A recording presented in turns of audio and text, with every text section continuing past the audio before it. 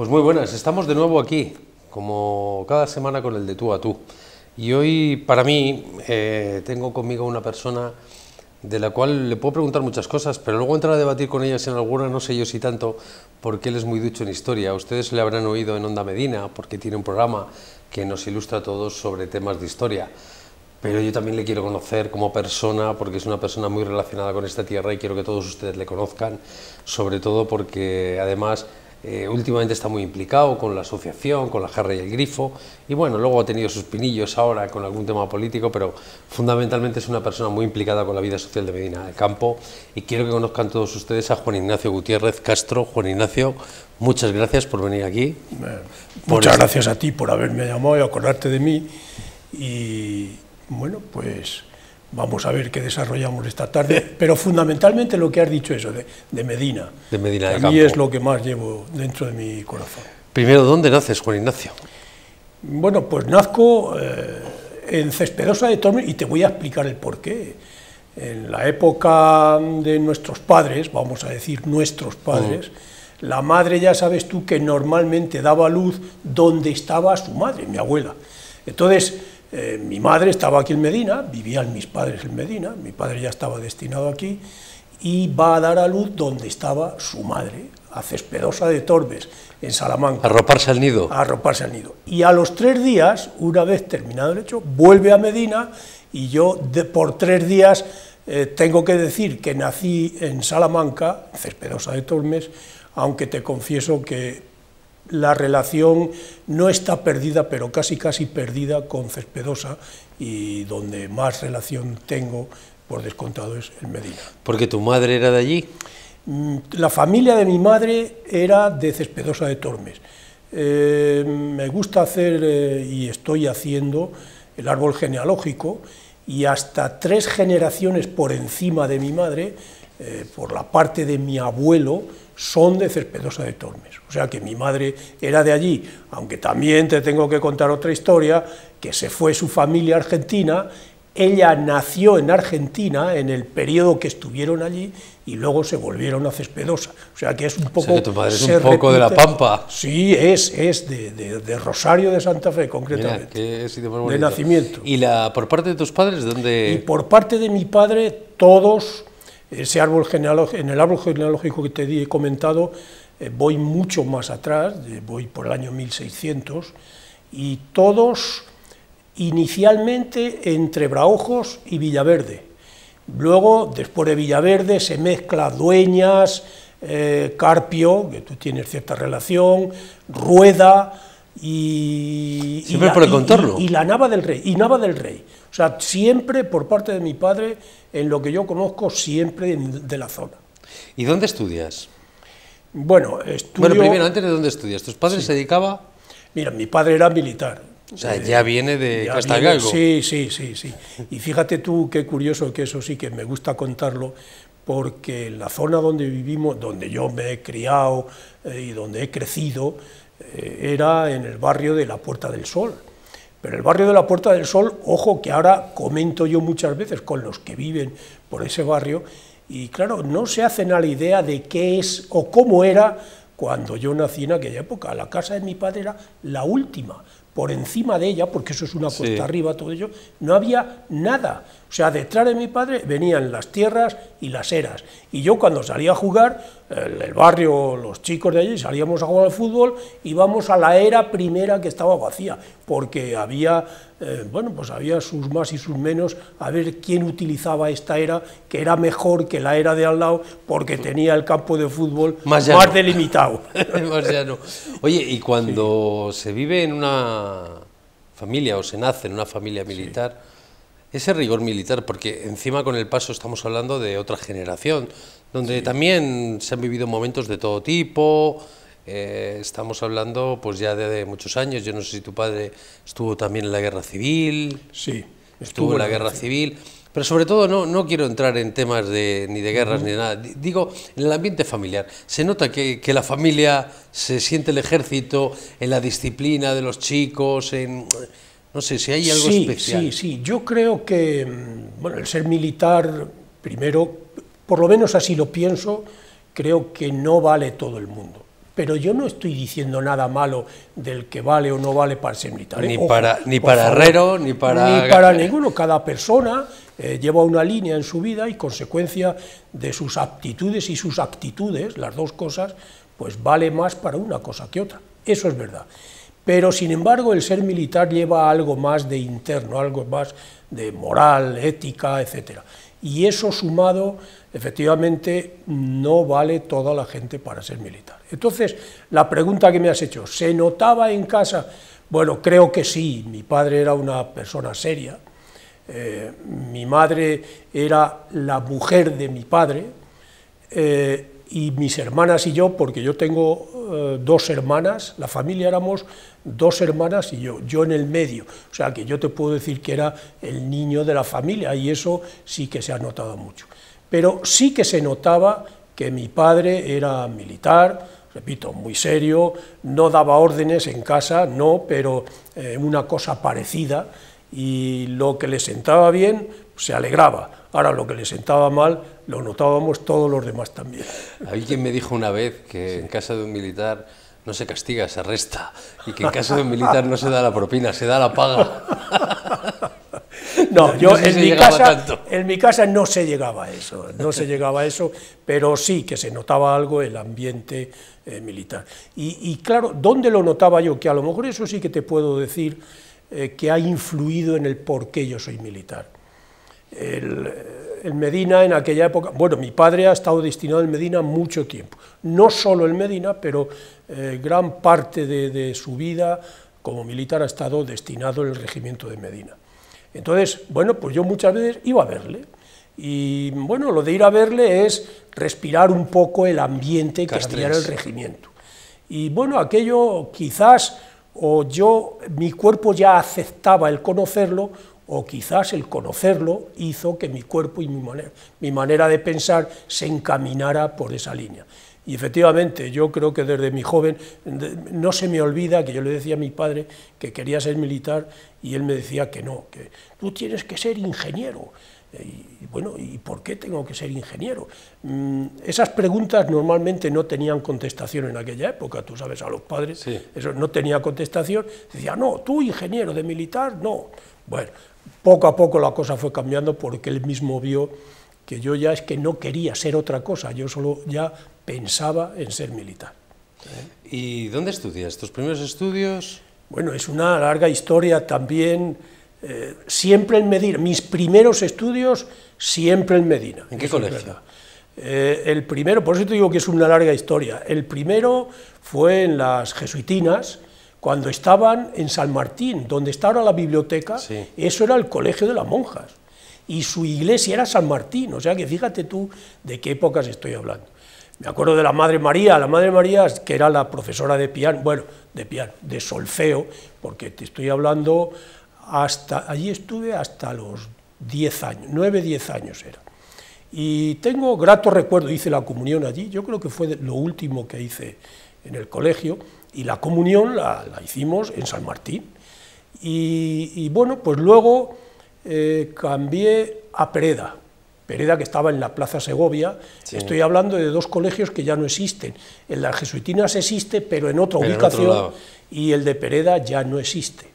El de Pereda la habrás oído muchas veces, por causas que no ha lugar ahora, pero efectivamente entré en Pereda a los 10 años, empecé a estudiar allí, hasta el cuarto y reválida. El bachiller en aquella época tenía dos fases fundamentales. La primera, que era bachiller elemental hasta cuarto, y acabado el periodo, el curso cuarto, se pasaba una reválida, que normalmente aquí en Medina era ir a Valladolid a examinarte. Y luego había otro segundo periodo, que era el bachiller superior, que era quinto y sexto. Y después de sexto, otra reválida, que también teníamos que ir a Valladolid. Muy poco tiempo antes acababa de terminarse el bachiller, que tenía 7 años, y eran los mayores. Yo me acuerdo en el estudio de Pereda, que era una sala tremenda, pues estábamos colocados desde los pequeños, y a medida que desde la mesa mirando desde la mesa del profesor hacia longitud, primero los pequeños y al final estaban los de séptimo, bueno, que ya eran unas personas. Vamos, bueno. Anécdotas de Pereda te podría contar 1000, pero creo que no es el objeto. Y después de cuarto, efectivamente, en cuarto salí de Pereda.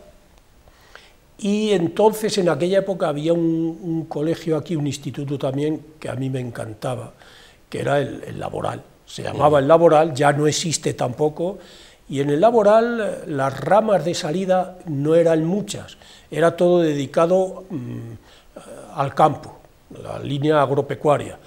Y allí lo que pasa es que se daban muchas prácticas. Allí aprendí, estuve un año en el Laboral, y ahora digo por qué, aprendí a conducir tractor, aprendí a hacer cosas de carpintería, cosas de electricidad, estaba muy dado de motores, era muy práctico, y a mí aquello me encantaba. Íbamos a hacer las prácticas a la granja del Laboral, que está, vamos a ver, en la carretera de Gallinas. Justamente la carretera donde sería ahora, eso se ha destinado ahora para lo que sería el centro de transporte. Exacto. Eso es lo que he oído, sí. Vamos a ver si se ve nada finalizada. Más salir a la derecha. Exacto, bueno, yo no entiendo por qué, te lo confieso así, han dejado perder eso, era una granja envidiable en aquella época. Todavía se ve del edificio, los edificios, las naves, las ruinas del edificio. Claro, las naves donde estaba el material. Bueno, pues, ¿qué es lo que pasaba en el Laboral? Lógicamente mi padre ahí influyó mucho. Convalidaban las asignaturas para luego yo seguir pensando en la carrera militar, pero justo en el año que yo estuve allí dejaron de convalidar, total que tuve que salir y fui a Cervantes, y en Cervantes hice pues quinto y sexto, y la reválida. Y a partir de ahí ya, pues, la preparatoria... Casi no quedaban más colegios en No, por eso te digo que es una historia larga, y he pasado, pues, por todos. Después de Cervantes, efectivamente, ya a la Academia General Militar. Bueno, primero tuve que ingresar en la Academia General Militar, y luego ya, pues, la carrera militar, los 4 años, antes de salir teniente. ¿Y te ha defraudado en algo la carrera militar? ¿Era lo que esperabas? ¿Te ha faltado algo? ¿Estás satisfecho con...? ¿Era lo que esperabas desde pequeño? Sí, entiendo tu pregunta y yo te puedo decir que no es que no me haya defraudado, al contrario, ha llenado mi vida, pero es muy difícil decir 100%, porque eso no creo que exista.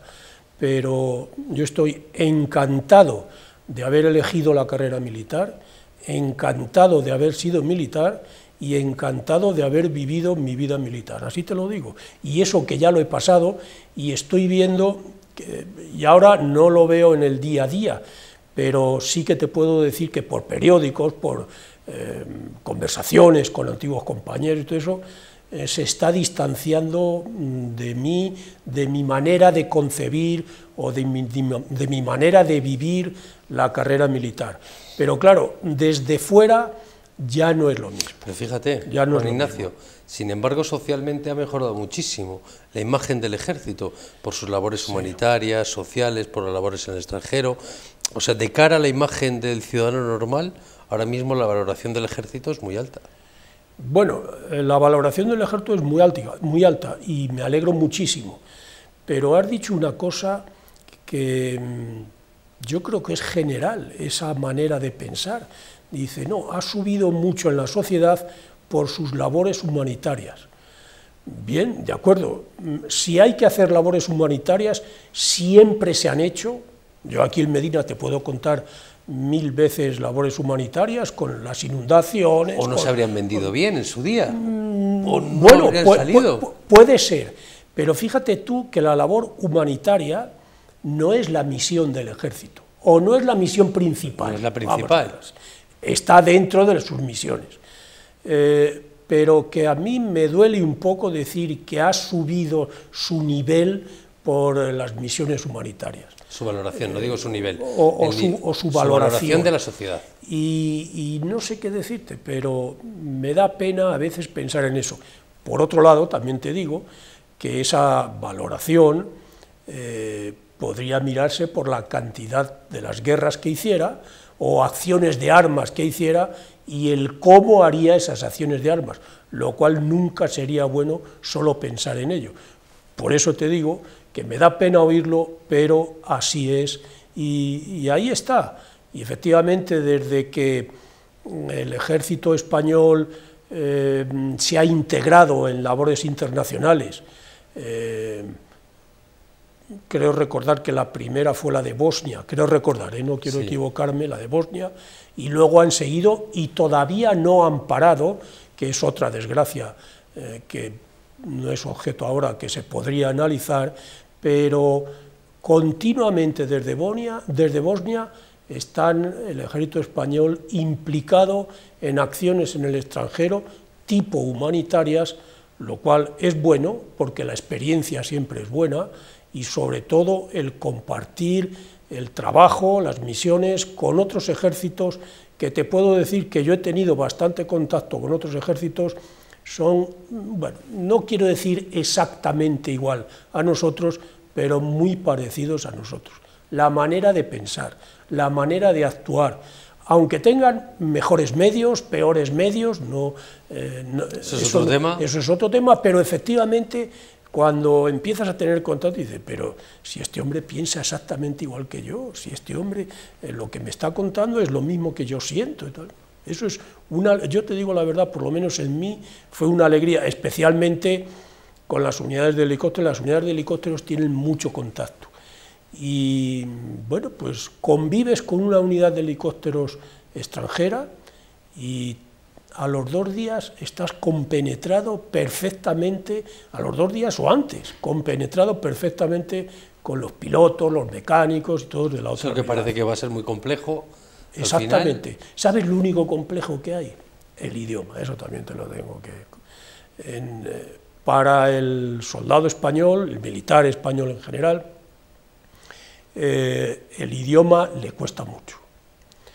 Somos españoles y bueno, y eso de ser españoles, quizás porque nosotros también entendemos y vemos que el español es una lengua muy utilizada y que podemos pensar, y haríamos bien si todos pensáramos así, que no necesitamos otra, pero no es verdad. Una vez que sales, sobre todo en Europa, puedo decirte que el inglés en un porcentaje muy elevado, luego el francés, pero a mucha distancia, son muy necesarios para establecer las relaciones. ¿Qué destinos te han llevado el tema del ejército? Me estás haciendo unas preguntas, Javier, que cada una de por sí es una historia. O sea, has empezado, no te digo nada porque es así, pero has empezado con los colegios. Digo, verás tú ahora yo para contar que el Medina ha estado en todos los colegios. Bueno, en cuanto a destinos militares, pues te puedo decir una cosa parecida. Mi primer destino, después de las academias, academias que son Zaragoza y Segovia, Cabo, mi primer destino es el Ferral del Bernesga. En aquella época, exacto, en aquella época, todos los reclutas, que en ese momento, de la primera parte de la mili, que era en aquella época, se llamaban reclutas, tenían que pasar, los de esta región, por el Ferral del Bernesga. Era el campamento de reclutas, se llamaba así. Bueno, se llamaba exactamente Centro de Instrucción de Reclutas, el CIR número 12. Sí, sí, pero le llamaba todo el mundo el Ferral. El Ferral. Bueno, pues para nosotros también era igual, o sea, salíamos de teniente y había una orden que decía el primer año de destino a un centro de instrucción de reclutas. No tenías opción, la única opción que te daban era los 12 o 13 centros que había por toda España, coger uno y bueno, y si te llegaba, pues te le daban. Yo pedí el Ferral, bueno, pues por eso, de que estar más cerca de Medina, no sé para qué, ni porque no creas que se venía mucho. Y tengo un muy grato recuerdo del valor humano, tremendo valor humano. A mí los reclutas me querían, yo les quería a ellos, actuaba y me gustaba actuar un poco como su padre, porque yo entendía, en aquella época el recluta se le sacaba de la familia. Era la más rara, además. Sí, era el primer destino de todo recluta. El primer destino. No se estaba mucho tiempo allí tampoco. 3 meses, en la época mía, porque eso luego se modificó. Bajó, y en esos 3 meses, en el primer mes más o menos, no se movían de allí, ni nosotros tampoco, que quedara claro. Pero yo entiendo que eso era una ruptura gorda, dura, con respecto al aspecto familiar. Entonces, yo intentaba rellenar ese hueco que a ellos me consta que les hacía pues daño, y que lo sentían, más que hacerle daño, que lo sentían. Y ellos eran muy agradecidos. Te digo la verdad que cada vez yo tuve que despedir a 3 reemplazos, en el año que estuve allí, 3 reemplazos, y me demostraron el gran cariño que tenían por mí, y te vuelvo a repetir que lo mismo era el gran cariño que yo les daba a ellos. Tengo grato recuerdo del CIR, valor humano tremendo. ¿Y a partir tremendo. del Ferral? Luego, a partir del Ferral, mi primer destino, y consecuencia del viaje de novios, que fuimos a Ceuta, pásmate, y en Ceuta dije, hombre, este sitio me gusta, no sé, y a Mari Carmen dijo que también, digo, bueno, pues pedimos Ceuta y que sea lo que Dios quiera. Me dieron Ceuta, y mi primer destino fue en el Regimiento de Artillería de Ceuta, el número 30, que tenía también... ¿En qué año estamos hablando? Pues exactamente el año 68, no, 68 fue el CIR, 69. Que justo pocos años, yo no sé si viviste ahí la Marcha Verde, te pilló no, ahí... Eso fue bastante después, eso fue el año 74. 74. Pero en lo que es mi trayectoria hay muchas cosas, perdóname que te diga esto, pero en Ceuta estuve 2 años.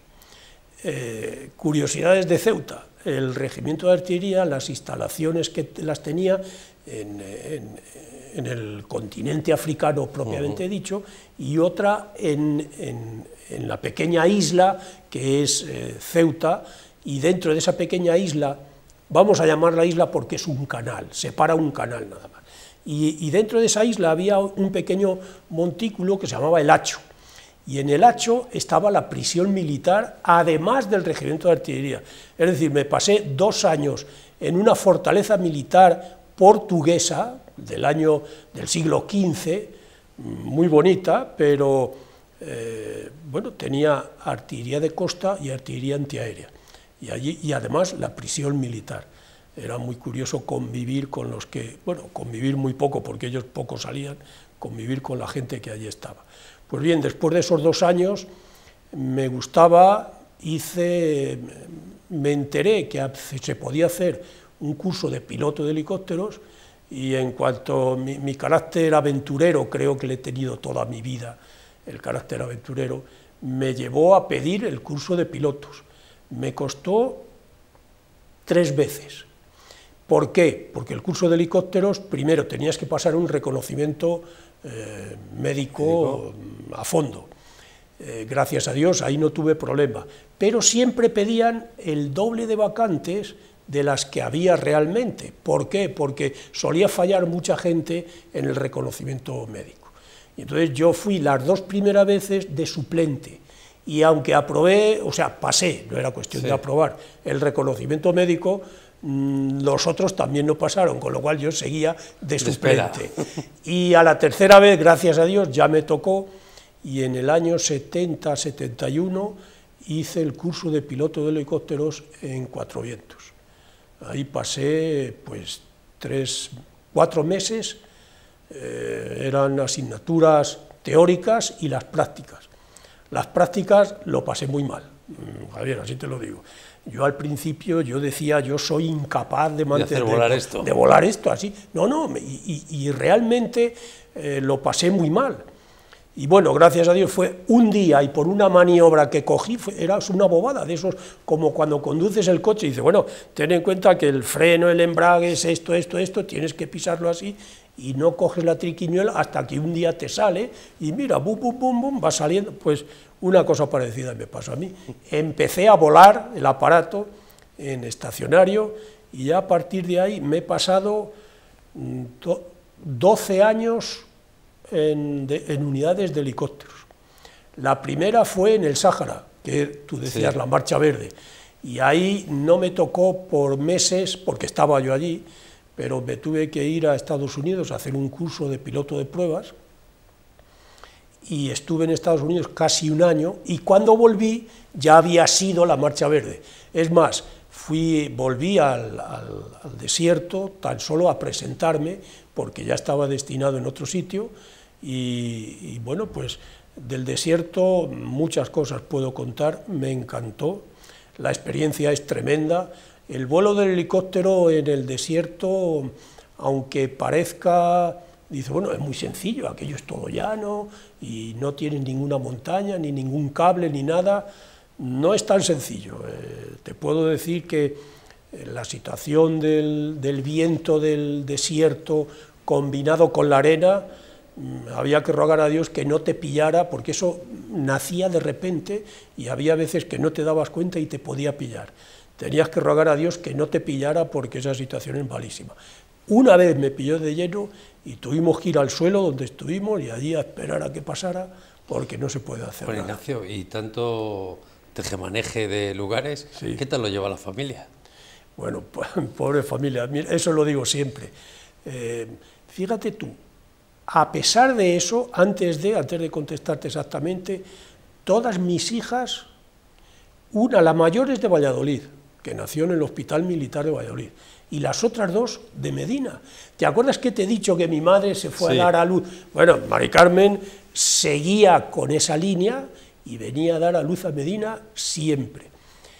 Pero, por ejemplo, la segunda, que se gestó en el Sáhara, la pobre Mari Carmen se tuvo que venir porque las condiciones ambientales no eran nada buenas. Favorables para un niño. Bueno, total, que el médico la dijo, en cuanto pasen los 3 meses, cógete el primer avión y vete a España, a donde él no sabía. Y efectivamente, pasaron los 3 meses, no se me olvida, la estoy despidiendo todavía en el aeropuerto de Ayun, en un avión de Iberia, y me tuve que quedar, pues, casi un año solo en el desierto. No se lo aconsejo a nadie que haga esas cosas también, porque claro, decir en el desierto no es exacto. El desierto era el trabajo, la vida cotidiana de trabajo, pero una vez acabado el trabajo, el Ayun era... Una ciudad es mucho decir, pero un pueblo grande sí que era un pueblo grande, y había un casino, había cine, en fin, o sea que no quiero exagerar de vivir en el desierto. Pero el ambiente... Comer una sopa llena de arena, eso era normal, bueno, y te la servían en el momento, y tú cogías y empezabas a comer, pero ya la sopa venía con ese aditivo de la arena. Y bueno, y después del desierto, Mari Carmen me ha seguido a todos los sitios, nunca me ha dicho no a esto, nunca.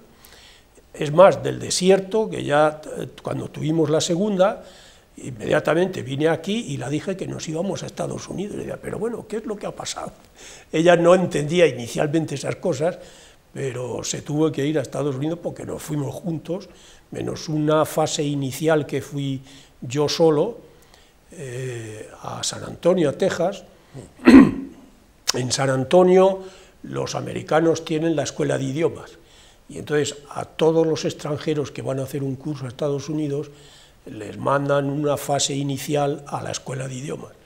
Pero maldita la gracia, yo en el nivel de inglés bajé en San Antonio, porque en San Antonio salías de la escuela y allí todo el mundo hablaba español. Es que es una zona muy, claro, muy hispana. Pero bueno, eso es un paréntesis agradable para los españoles. Y después ya sí, el curso, aparte de esta fase de idiomas, ya fue en Virginia, cambia totalmente el ambiente, el lugar, todo totalmente distinto, y ya sí, ella ya también fue, que tuve que irla a buscar a Nueva York, no se me olvida, y pasamos casi un año en Virginia, bueno, agradable, el curso para mí muy interesante, y luego al venir, pues ya empecé a ejercer de piloto de prueba. El ser piloto de prueba, pues bueno, probar los helicópteros después de todas las revisiones y de todas las obras que se le hacían. Era una labor preciosa, me encantaba, te digo la verdad, y poco a poco vas conociendo, pues lógicamente la experiencia ahí te da un nivel, a medida que vas pasando en el tiempo, el nivel va exageradamente creciendo. O sea que lo de las horas de vuelo es cierto. Las horas de vuelo es cierto, eso, o sea, aunque no seas piloto de pruebas, las horas de vuelo es cierto, ¿eh? Sí, sí. Ese dicho, que es el que estás pensando ahora, eso es verdad. Y de hecho, yo ya tenía cierta experiencia y al final de esta fase estuve 2 años en construcciones aeronáuticas. Pero fíjate tú, como piloto de prueba, ¿eh? Y yo lo que hacía era dar los primeros vuelos a todos los helicópteros que se fabricaban allí. Para ver los fallos. Para ver los fallos, y tuve fallos, no se me olvida uno, es curioso porque... ¿Algún susto? Hombre, estaba probando un depósito exterior de combustible. Y bueno, pues el depósito exterior había que ver si trasvasaba el combustible al depósito principal.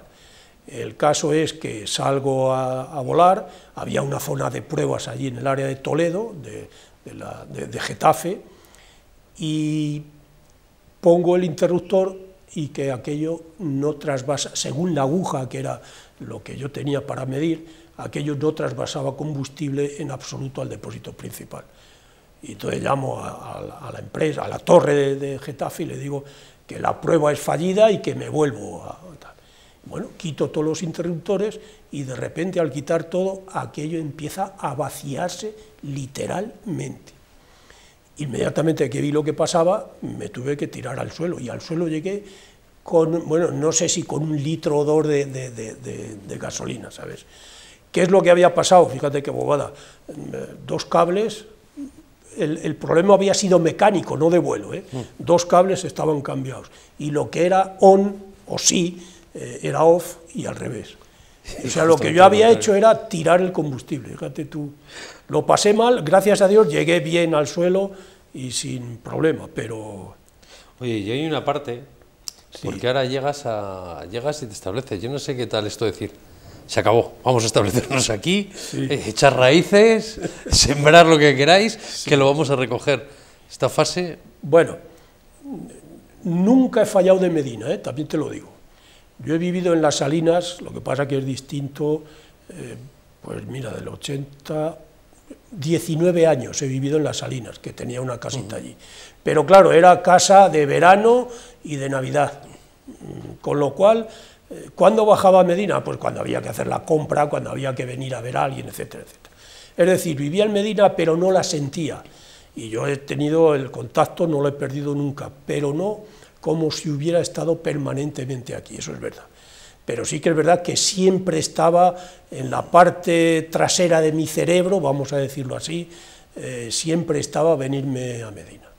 Como destino militar nunca he estado, por varias razones, pero nunca he estado destinado en Medina. De otras cosas, pero, cuando estás en helicópteros aquí ya no podías. No se podía, pero como artillería sí, era regimiento. Bueno. Pero no me apeteció nunca venir aquí. Y eso sí, como repito, en la parte de atrás de mi cerebro siempre estaba el venir. ¿Cuándo he podido decir que eso es una realidad? Cuando me he retirado. Pero cuando me he retirado fue casi instantáneo, ¿eh? O sea, que no creas tú. Nos deshicimos de la casa de las Salinas, porque ya nos quedamos solos, Mari Carmen y yo, hicimos una casita aquí en Medina, e inmediatamente coincidió el retiro con el final de la construcción, nos vinimos aquí, y aquí llevamos pues 6 años más o menos, encantados de la vida. Yo siempre digo por ahí, en Madrid me he pasado bastante tiempo, y siempre digo por ahí que digo, mira, Mari Carmen y yo, pues cada 6 o 7 meses decimos, oye, ¿te acuerdas de aquella línea de metro que... Cualquier comentario, lo que quieras tomar, y eso es lo que nos acordamos de Madrid, gracias a Dios, ¿eh? Nos llena Medina, eso es verdad. Y en todo este mundo de castrense, sí, ¿dónde se abre hueco la historia? ¿Dónde, perdón? Se abre hueco esa pasión por la historia. Sí, no, en el hueco para la historia se abre en Medina. La historia me gustaba en general, pero hay un personaje que es Fernando de Antequera, que me llena sé mucho de su vida, eso es verdad.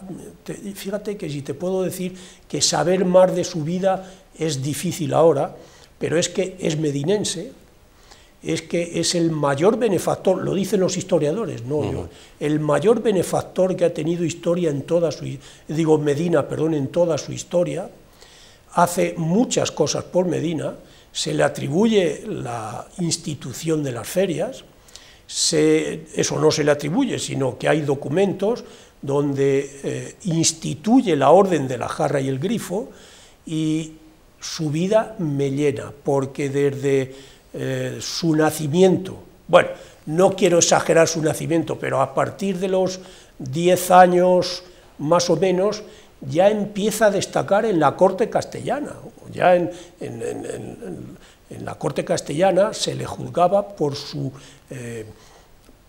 bien parecer, su estatura, su cuerpo era fuerte, y aparte de la constitución física, es que tenía don de gente, caía en gracia en todas las reuniones, y todo lo que proponía era muy bien acogido, y eso, lo que él proponía, siempre iba adelante.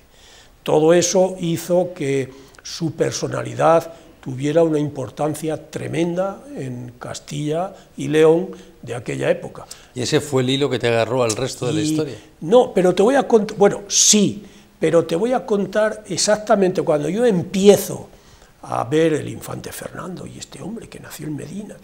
Bueno, y en una de mis misiones militares, castrense, como dices tú, tengo que ir a Nápoles pues una semana. Más o menos eran las misiones, te hablo en el contexto de la OTAN, y las reuniones de la OTAN normalmente eran de una semana.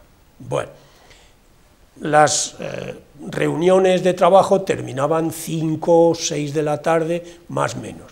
Y entonces yo me acuerdo que siempre, lo he hecho 1000 veces, ir corriendo al hotel, porque si no, no tenías tiempo de nada, y a las 7 o así salir corriendo a ver la ciudad donde estabas en ese momento. ¿Y cuál fue mi asombro? Cuando en Nápoles voy a una calle Medina. Digo, pero bueno, esta gente me está buscando. Pero es que dentro de la calle, no, Viale Medina, perdona, Viale Medina. Y dentro del Viale Medina voy de Cafetería Medina, al rato de estar allí. Digo, pero bueno, adrede yo creo que me están buscando.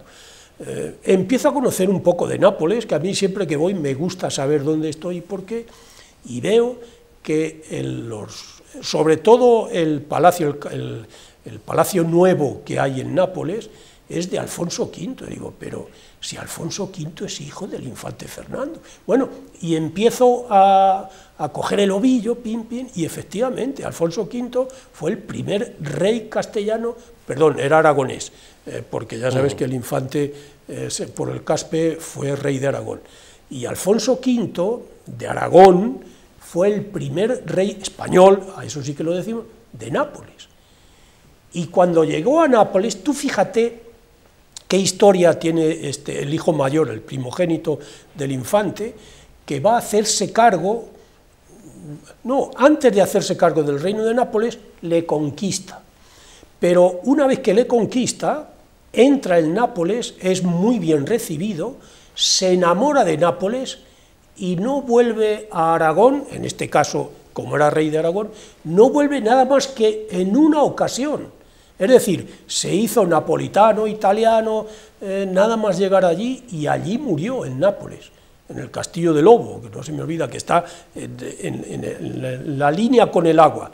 Bueno, pues eso fue un punto muy importante en el por qué yo me fijé en la historia de Fernando de Antequera. Con Alfonso V continué, empecé a estudiar Nápoles, luego resulta que lo de Viale Medina no era por Medina del Campo, era por un conde que hubo. Nápoles fue, entre unas cosas y otras, casi 400 años español, o sea que sí, allí hay mucho nuestro, no solo en Nápoles, todo el sur de Italia en general. Bueno, y entonces vi que en Viale Medina no tenía nada que ver con Medina del Campo, pero ya se me había quedado a mí, ya aquello ya no me importaba mucho. Y ese fue el tema de la historia en mi vida castrense. O sea, ¿Y los medinenses qué tal andamos de historia? Porque con estas conversaciones te saldrán muchas veces. ¿Qué tal andamos de historia? ¿Hemos aprobado la asignatura? ¿O ahí andamos? Bueno, ¿O vamos a ir a la reválida? Te voy a ser sincero porque lo digo en muchas de las charlas que doy. Digo, Medina, o sea, los medinenses no estamos a la altura de la historia de Medina. A mí me da pena, lo digo, y está subiendo en los últimos años, no por mí, yo contribuyo, lógicamente, no por mí, está claro, pero el nivel de historia del medinense medio, por descontado, está muy por debajo de lo que podía ser, teniendo en cuenta que estamos hablando de Medina del Campo, sobre todo en la Edad Media. Si hablamos después de la Edad Media, donde Medina cae, incluso llega un momento que casi desaparece en la historia de España. Llegamos a estar con 3.000 habitantes.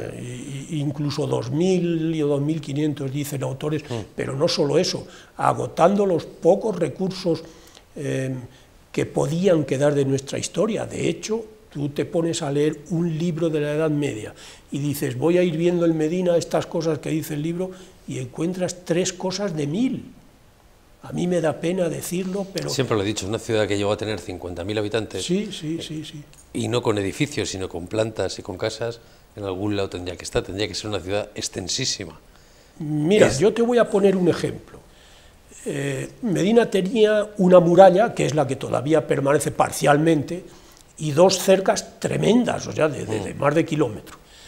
Tú fíjate los ladrillos que puede albergar, porque eran de ladrillo, los ladrillos que pueden albergar esas 2 cercas, sobre todo la exterior, que era tremenda, o sea, que esa, yo no sé, si te digo que podía tener del orden de 2-3 kilómetros, a lo mejor me quedo corto. ¿Cuántos ladrillos había ahí? Han desaparecido las 2 cercas, es que no hay un sitio donde diga, mira, aquí hay restos de... No hay ni restos de las 2 cercas. ¿Cómo las pasaría Medina? Que yo estoy convencido que es que los medinenses cogieron los ladrillos para hacer sus casas o lo que fuera. Bueno, y pasamos un poco porque a raíz del tema de la historia y de lo que estamos contando, nace La Jarra y el Grifo. Hombre. Y es una asociación a la cual tienes un especial cariño, por supuesto. Sí. ¿Qué tal lo ves con la gente? ¿Qué tal lo siente? Mira, desde luego la ilusión, no se me olvida el día de la charla inicial, vamos a llamarlo así. En la charla, yo ya de Fernando de Antequera estaba, pues creo que estaba bien metido ya. Pero cuando leí algo de que la orden que él había instituido se había extendido por Centro Europa, más que por Castilla, lo cual vi normal, y te digo por qué. Fernando de Antequera, el Medina era un infante, con lo cual en Castilla era un infante, y cuando él creó la orden aquí en Medina, tenía el rey, Enrique III estaba por encima de él, no podía ir por encima del rey y decir, oye, que voy a instaurar esta orden y olvídate de las tuyas, que la mía es la que va a valer. Entiéndeme este juego de palabras que estoy haciendo ahora. Pero, fíjate, el compromiso de Caspe se le elige como rey de Aragón, y allí siendo rey, entonces sí que él puede decir, es mi orden de caballería, y hago lo que crea oportuno con ella, cosa que no podía aquí.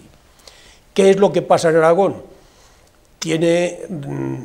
Ha tenido, o en su época tuvo un par de reuniones con el emperador Segismundo, tuvo reuniones con gente que venían de Centro Europa, y en aquella época era muy normal que entre reyes o nobles, y lo de nobles lo pongo en segundo lugar, porque los nobles no solían tener órdenes de caballería, había alguna extrañeza, pero lo normal es que fueran los reyes los que tuvieran sus órdenes de caballería. Entonces, él, concretamente al emperador Segismundo, le da la orden de la jarra y el grifo, la divisa, el collar de las jarras de azucenas con el grifo colgando. Y el emperador Segismundo era un intercambio, más que conceder uno a otro, entre reyes era normal que si uno le daba la divisa al otro, el otro al uno le daba su divisa. Y entonces el emperador Segismundo, al mismo tiempo que acepta la divisa, acepta una ley que pesaba mucho en aquella época, que adquiría el derecho de poder otorgar la divisa a 20 caballeros.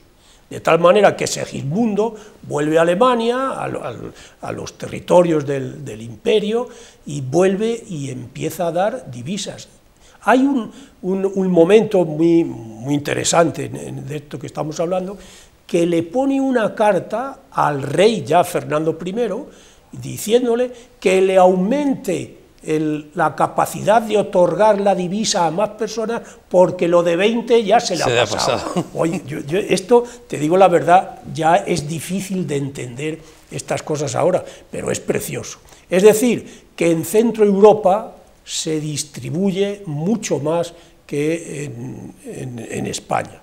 Y yo tengo documentos que certifican esto y da gusto leer. Establecí contacto con un señor de Austria.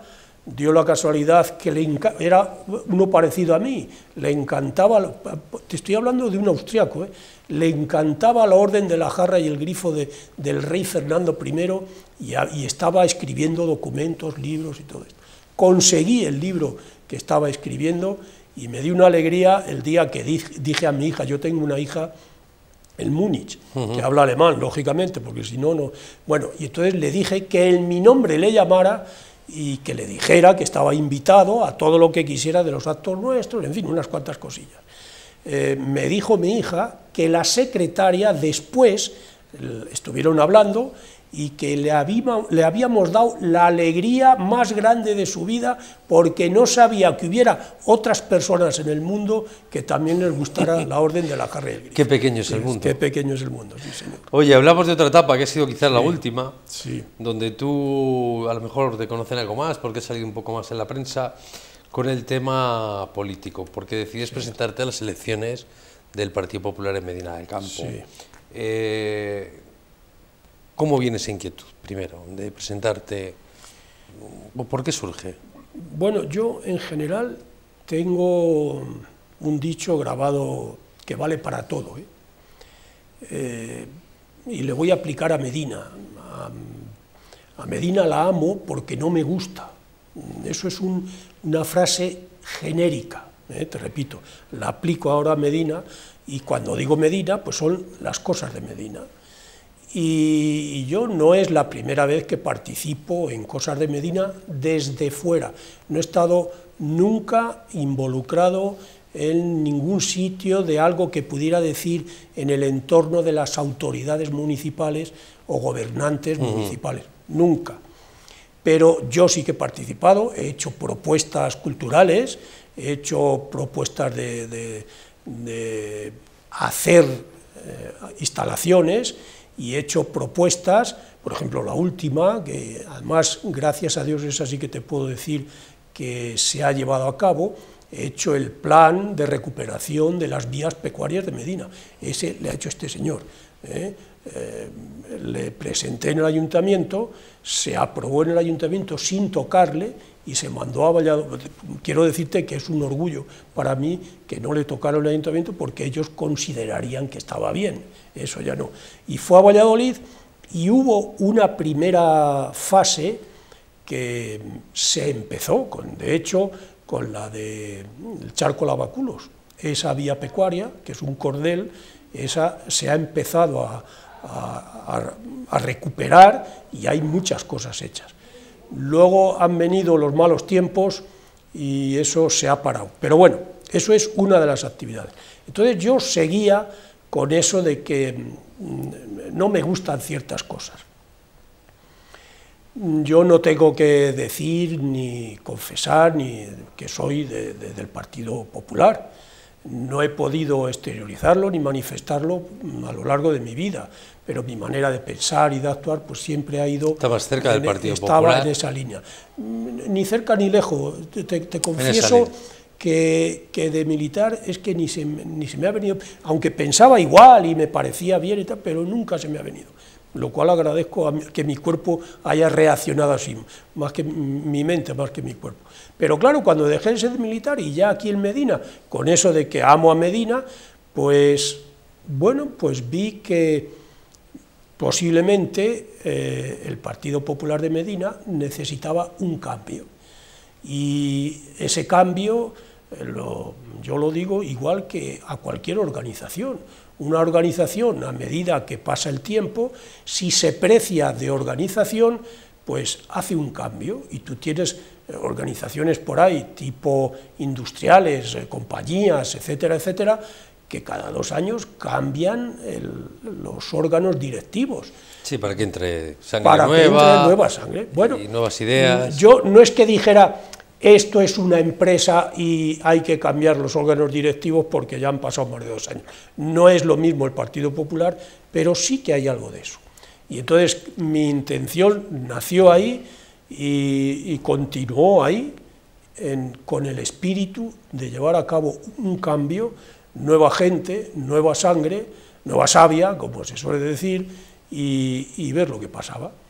Bueno, ahí voy a entrar con 2 dichos. Venga. Hay uno que dice que una organización donde la dirige la misma persona 30 años solo existe un caso en el mundo, y es la mafia.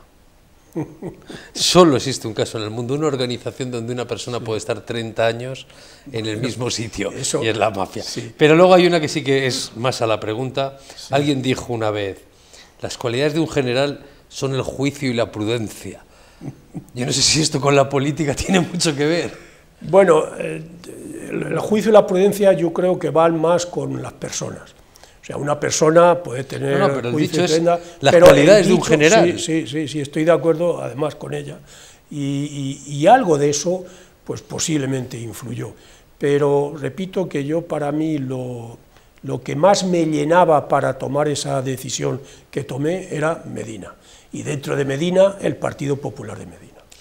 Bueno, y lo que acabas de decir está en la línea de lo que yo te digo, que una organización que lleva 30 años con los mismos órganos directivos, sin más, ya no miro Partido Popular y quien sea, necesita un cambio.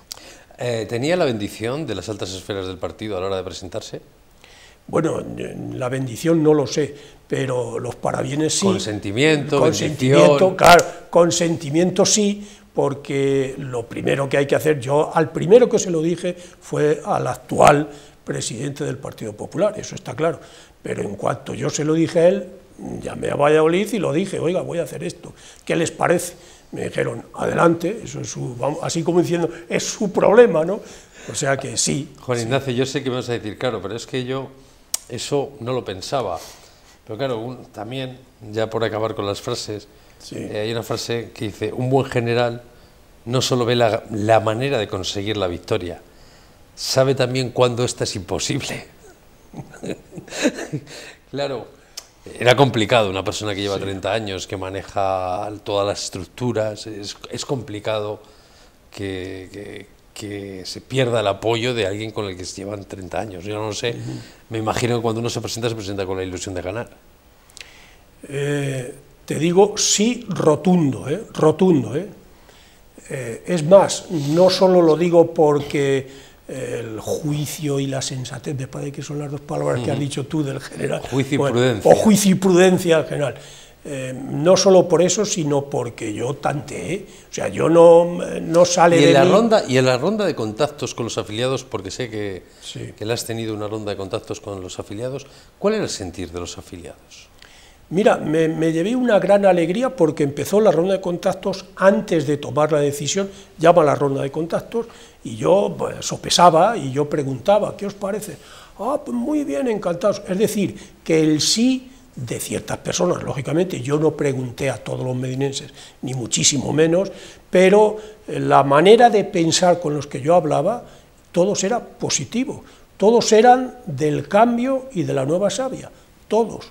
Y eso fue lo que me llevó a la decisión. Y después de la decisión, que ya la tomé, efectivamente la ronda continuó y yo, bueno, pues creo que el cambio no he encontrado ninguna contestación que me dijera no. Es decir, todo el mundo estaba por el cambio. Lo que pasa que, pues, ¿qué quieres que te diga? Algo sucedería. Algo sucedería que al votaron. final, bueno, no quiere decir que no estén en contra del cambio. A lo mejor el cambio puede existir todavía. Es verdad que al final estamos hablando de que uno ha ganado o tal, pero es verdad que al final hay un hecho que es curioso en este tema de las elecciones locales. Se ha decantado porque una sola persona llevaba 40 votos. Hay fuentes que me han dicho que incluso esa persona se le ofreció para ir en la candidatura suya y que no quiso variar su rumbo y decidió apostar por las primeras personas más allá de que alguien aportara 40 votos o no aportara. Eso visto ahora después, ¿fue un error o es mejor seguir una línea aunque sea un error? Porque claro, esa persona hubiera decantado la votación. Al final, si esa persona uno la lleva en la ejecutiva, hubiera ganado por 20 votos. Sí, sí. No lo sé, yo creo, me inclino más a mantener una línea, si la has establecido y por lo menos tienes un mínimo de esperanza consecuencia de tu estudio o del análisis, no del estudio que tú hayas hecho, yo prefiero, me inclino más por la línea de mantener una idea concreta, aunque sepas, hay veces que te das cuenta de que ya vas por el error, pero yo no me he dado cuenta del error hasta el día de la votación. Y por hacer algo de autocrítica. Venga. ¿Qué se hizo mal? Bueno, yo yo creo que no hemos hecho nada mal. Fíjate hasta dónde llego. Yo creo que hemos pecado de novatos y que hemos pecado de caballeros. Fíjate hasta dónde te llego. Y con eso yo creo que te he contestado la pregunta. Hombre, hay una cosa que sí que es cierto, que algunos miembros lo han dicho, que se ha hablado mucho más de personas que de políticas, de formas de organización, de cómo desarrollar. Se ha convertido, eso es cierto, y es lo poco positivo que saca muchas cosas positivas, cualquier congreso, cualquier votación saca muchas cosas positivas, y por quedarnos con una negativa, sí que ha habido demasiados ataques personales y descalificaciones que no se ha centrado tanto en la manera de organizar, en la manera de qué es lo que podía ser el Partido Popular de una manera o de otra, sino que al final ese debate se ha solapado y se ha quedado en el debate de nombres y de personas. Creo que, no sé si eso me parece que es un error. Bueno, todo lo que estás diciendo lo basas, Javier, en el debate, que si el debate ha ido por aquí o por allá. No ha habido debate. Bueno, entramos entonces, en eso. Lo que ha habido es efectivamente... Le hubiera gustado tener un debate público. Totalmente de acuerdo, pero no ha habido, o sea que efectivamente se propuso. Podía haber habido algún debate, no digo que no, pero en estas elecciones aquí de Medina por la Junta Local del Partido Popular no se ha ido a debatir cuál será la manera de actuar de un grupo o de otro grupo, no. Sí que se ha dirigido, como tú dices, a buscar personas que luego puedan llevar a cabo ese debate interno, porque no olvidemos que lo que se ha hecho ha sido un trabajo interno, no tiene nada que ver con otro partido popular, no tiene nada que ver con otra población, no tiene nada que ver con la provincia, ha sido interno del Partido Popular de Medina. Entonces, tienes toda la razón que el trabajo que se ha hecho por todo el mundo es ir a buscar personas que puedan de alguna manera desarrollar posteriormente lo que se podía haber desarrollado en el contexto de un debate. En eso estoy de acuerdo. Pero voy a más, todo eso se ha decantado en ir a buscar personas que te pudieran apoyar de alguna manera, en este caso concreto, y tú lo has mencionado, con un número de votos determinado. Y yo hay algo también que parece ser que, bueno, hay incluso alguna persona que se ha desencantado después de esto, incluso creo que hay alguna persona que ha abandonado el partido, no ni por perder ni por ganar, sino porque ha visto cosas que no le gustaban en un Partido Popular que creía que no existían. Y dentro de esas cosas hablamos formas poco elegantes, por decirlo de la manera más suave. Yo creo que de lo que ahora tú me preguntas, efectivamente ha habido alguna persona que ha reaccionado. Fíjate tú que te digo, creo que es lo que la palabra correcta, que ha reaccionado a los resultados de una manera, de dos maneras distintas. El que ha ganado, pues ha reaccionado pues dando saltos y bebiendo una cerveza. Y el que no ha ganado, pues ha reaccionado, pues primero haciendo una acción de pensando en sí mismo qué es lo que he hecho mal y no me gusta lo que han hecho y consecuencia de ello voy a dejar el partido porque no me gusta nada lo que he visto. Bueno, eso es la típica reacción en caliente de cuando el devenir no le ha dado el resultado positivo. Entonces, ¿cuál ha sido su reacción?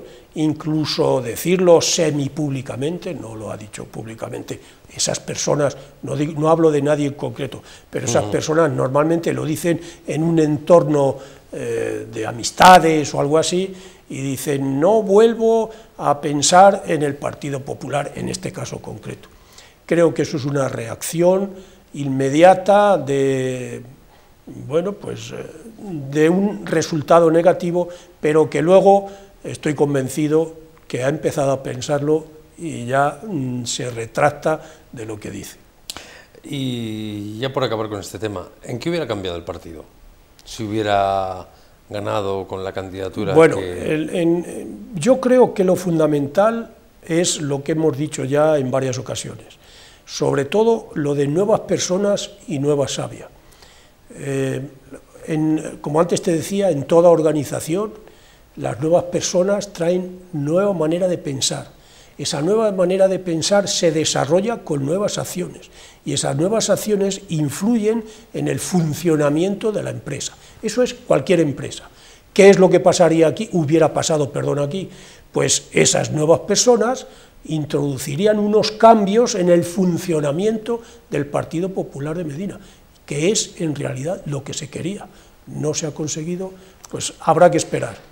Y hablando ya, para cerrar el tema, y hablando ya un poco de lo que estamos viviendo a nivel general en España, y por acabar, llevamos más de una hora de charla. Que llevamos ya una hora. Más de una hora. Madre mía. Por acabar, ¿cómo ves el país, así, en líneas generales, con todos los problemas que estamos viviendo, movimientos sociales, desahucios, el paro, una lacra tremenda que está siendo en este momento, familias con problemas serios? No sé cómo ves el panorama actual. Bueno, yo a esa pregunta luego te tengo que decir, y vas a decir, hombre, eso también lo sé contestar yo. Es muy compleja la situación que hay. No se puede decir, es mala por esto y esto, es muy compleja, pero a mí lo que no me está gustando es cómo se están desarrollando las cosas. Hay gente que no sabe distinguir de hechos, de realidades, a teorías. Los partidos políticos, en general, son muy dados a la teoría. Los hechos los ponen en segundo lugar y consecuencia de algo que les puede interesar con arreglo a sus ideas y maneras de actuar. Pero, ¿qué es lo que está pasando ahora mismo? Ahora mismo la situación es malísima. Y la mires, yo creo que desde cualquier punto de vista que mires la situación en España, es mala. Al haber una situación muy mala, lo que hay que hacer es buscar soluciones, pero las soluciones no son de esas que de hoy para mañana resuelven el problema. Esa situación mala en la que estamos viene ya de muy atrás y va a costar años el que se resuelva todo lo que hay dentro de ella. De tal manera que hay algunos que piensan que, oiga, el problema es este, usted que es el político y que es su obligación y que tiene toda la razón, para eso gobiernan, digo, resuélvame usted este problema y mañana por la mañana quiero tenerle resuelto. Eso es lo que no se puede exigir ahora, bajo mi punto de vista. ¿Pero por qué? Porque el problema que hay ahora es tan complejo, tan tremendo, que necesita mucho tiempo para resolverse. Y eso es lo que creo que debemos de aprender a pedir a nuestros gobernantes. Oiga usted, ¿usted sabe cuál es el problema?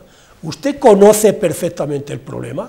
¿Usted está haciendo para buscar la solución al problema? Démosle el tiempo necesario para que lo resuelva, porque el problema no es de hoy para mañana. La solución, perdón. Juan Ignacio, pues nos podríamos quedar horas y horas, porque Pues sí, al final ya veo. he tenido que ir saltando muchas preguntas porque ya estamos fuera de tiempo, oye. Sí. Y para mí, Juan Ignacio, es un placer tenerte aquí, es un placer Muchas charlar gracias. contigo. Lo mismo para mí. Y espero que para todos ustedes hayan conocido hoy un poco más a Juan Ignacio como persona, y como le tenemos en la radio todas las semanas, y también abusaremos, entre comillas, de su confianza cuando la necesitemos en televisión, pues le tendremos aquí más a menudo cuando tengamos otros programas también de cultura y demás, porque es un hombre que tiene mucho que aportar.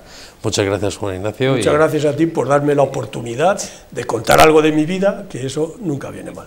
Y a todos ustedes le dejamos con el resto de la programación, no se vayan, ya saben, tenemos una programación muy completa. Seguimos.